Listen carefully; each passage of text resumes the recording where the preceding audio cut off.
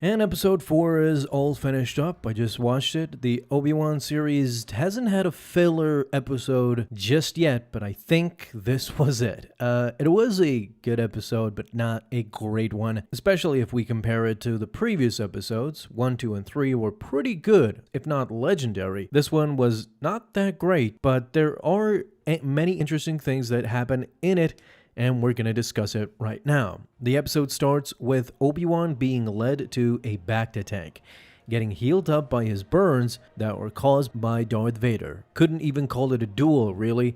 Vader simply tortured him. Although, it's interesting though, we see shots interspliced between Obi-Wan healing in the bacta tank and Vader healing as well. What is interesting is that both of them are thinking of the duel at the same time, although both of them are looking at it from different perspectives. In a panic, Obi-Wan gets out of the bacta tank, finds out that they are on Jabeam, and immediately asks for Leia. Of course, Reva had locked up Leia into the Fortress Inquisitorius, where she was hoping to get information out of a little kid who is 10 years old by now, tiny, and does not have a lot of information as much as we saw at least in episode 3. She may have seen a sanctuary, a holdout, and Tala even says that she knows everything, but does she really? I think this is one of the first cracks I saw in this episode, as the writing was not on par with previous episodes. Realistically, how can Reva expect to extract so much information out of a 10-year-old girl who is just a spectator, who just things happen to her? She doesn't plan it out. Tala and Obi-Wan go to Roken. Roken is played by O'Shea Jackson, who is Ice Cube's son, of course, and he is very angry that Tala had brought a Jedi in their midst, knowing that that would mean trouble. That would bring the full force of the Empire upon them. We learned that his wife was also a Force sensitive and that the Inquisitors killed her. With the equipment and the radio operators and all that, around this time we realized that this is actually the spark. This is how we get introduced to what will later be known as the Rebellion or the Rebel Alliance. It was funny also to see Roken punch his console a couple of times in order for it to get it to work, symbolizing, of course, that when they started, the Rebels barely had any functioning equipment. Also, side note, while they're discussing the fortress located on Nur in the Mustafar system, in the background behind Obi-Wan, you can see R2-D2 as well. Couple of more things here that I was kind of, bothered by. Something happened between episode 1 and 3. They were written pretty great. There was no fillers, there was no dull moments. However, in this episode, there were so many anomalies that it is weird, and I don't know why they took this step back. At first, O'Shea Jackson is basically, no way,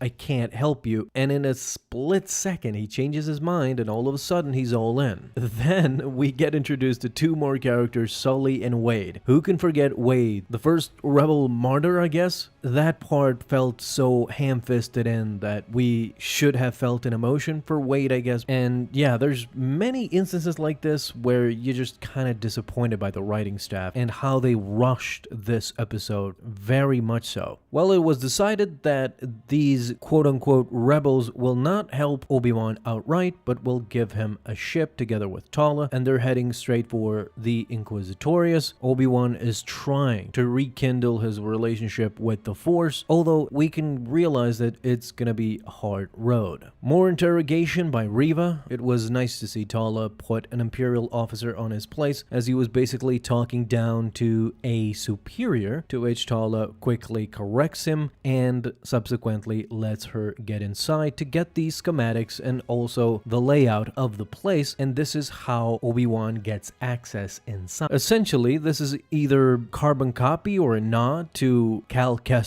because he basically gets inside the Inquisitorius the same way as Obi-Wan. We'll get a quick moment of Reva trying to mind probe Leia, although she is unsuccessful at this point. We as the audience, of course, know that she is a Skywalker, strong with the Force. Probably that's one of the reasons why she couldn't get anything. One of the other reasons, maybe she doesn't know all that much as well, but Reva ultimately grabs one of the companion droids that Leia has had throughout this time, time. Later in the episode, of course, we learn that Lola was not just a bystander. Reva either put a tracker in or enabled a tracker inside the droid for her and Vader to follow them to Jabeam in the end. Patrolling the hallways are seeker droids. This was very interesting and a different variation from probe droids too. At that moment, as Obi-Wan is traveling through the hallways, two stormtroopers walk right in front of him and Obi-Wan hides. It appears that they can see him, although if you know the quote from both Captain Rex and Luke, you can't see a thing out of these helmets. So essentially, I guess it's a nod to those descriptions, and essentially that's why Obi-Wan was able to hide with success. And it's also a nod to A New Hope, when Obi-Wan distracts stormtroopers using the Force. While Reva is trying to manipulate Leia instead, as a kid, is shown to be a cunning negotiator as well, trying to outsmart Reva as well.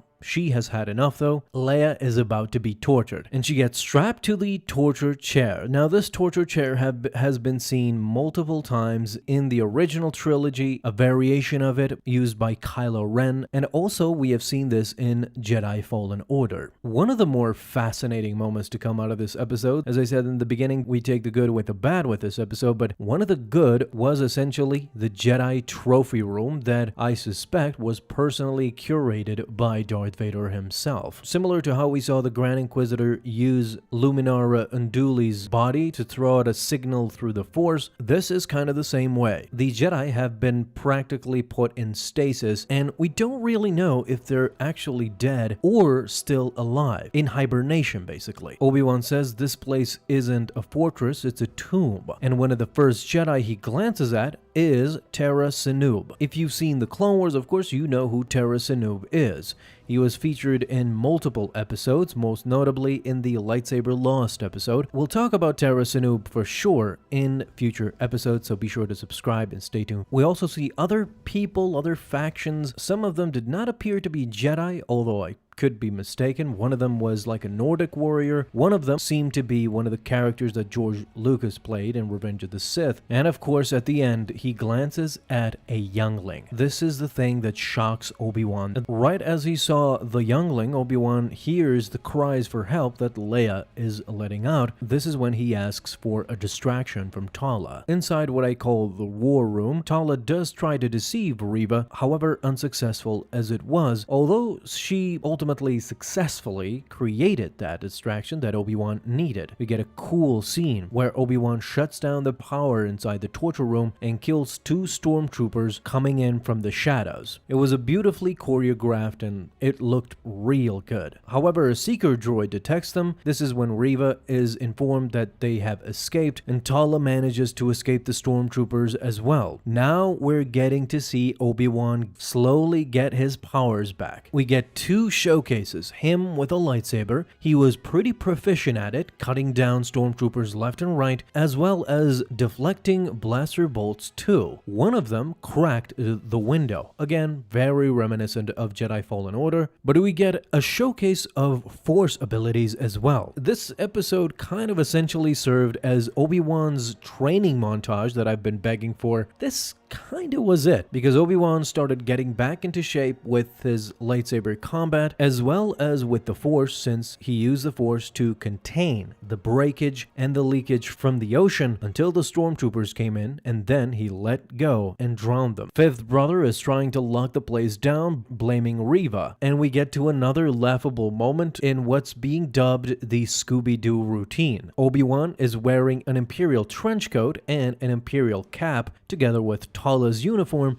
They are trying to get to a ship. There's a huge bulge on Obi-Wan's right side, and we realize, of course, it is Leia in there walking alongside the two adults. At the last second, though, Reva discovers them, and just as they thought all hope was lost, a couple of T-47s, mentioned earlier by Obi-Wan, swoop in and start firing at the stormtroopers and Reva as well, leveling down the place basically, with Obi-Wan and Tala helping as well. Sully gets Leia, Obi-Wan, and Tala on board. Before Reva could reach them, it is Wade who shoots at Reva, distracting her while Sully and the others get away. Wade gets attacked by Reva. She flings a bomb at him with the Force and kills him straight away. Reva has failed, or so we thought. Immediately afterwards, we get one of the scariest scenes of Darth Vader you will ever see. He is literally speed walking at this moment in full-on rage mode, grabs Leia by her throat as she hovers midair. Vader is about to kill her instantly, as this was the result for her failure. Reva's response, though, gets Vader intrigued. We in fact learn at that moment Reva had rigged the Lola droid to be a tracker, and unfortunately this is confirmed with the closing shot of Obi-Wan and the gang resting, thinking they are safe, while the Lola droid is activated with a red light indicating it's a tracker. Now Vader, Reva, and the rest will be able to track Obi-Wan and the others on Jabeam. We'll see what happens in episode 5. Again, this episode had its good moments, but it had its bad moments too. But I'm curious to know what do you guys think as well. Thank you so much for watching this video. If you enjoyed, leave a thumbs up down below. I'll see you in the next video, and may the Force be with you. Until then.